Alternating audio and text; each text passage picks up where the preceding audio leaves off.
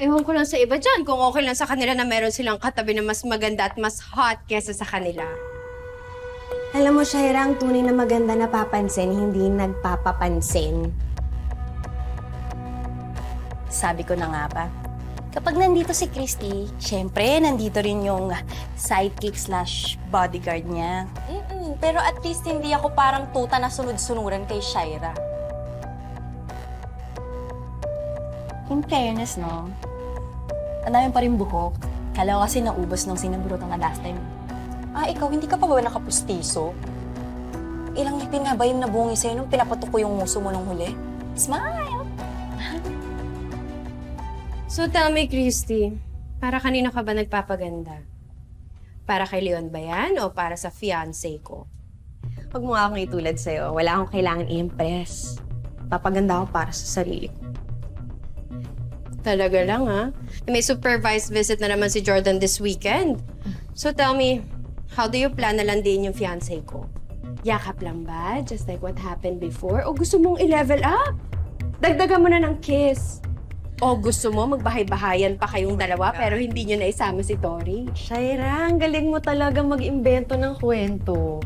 Pwedeng-pwede ka na magsulat ng teleserye, pero dapat yata pumunta ka ng simbahan, mangumpisal ka kay father, kasi alam mo, requirement yon sa kasal.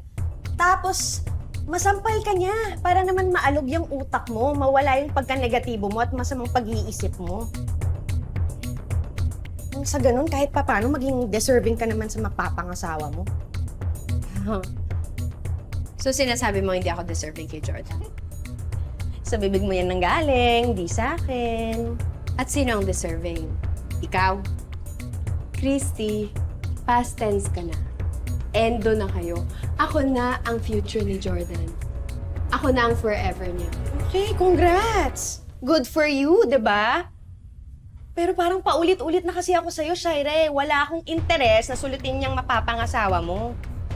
Ayusin mo yung ugali mo. Huwag kang nagpapauto sa mga fake news o magtotroll ng babash. Kasi kahit walang third party, sigurado iiwanan ka kung hindi ka magbabago ng ugali. Kukulitin ko kaya yung pasmado mong tila, ha? Gusto mo i-blower kaya kita? Para naman matikman mo, Hindi pa rin ang ugali. Ano ba? Oy, Christy, tigilan mo si Shaira. ikaw, pakailamera, umupo kami na. Huwag nang gugol sa'yo. Tumigil ka mo eh.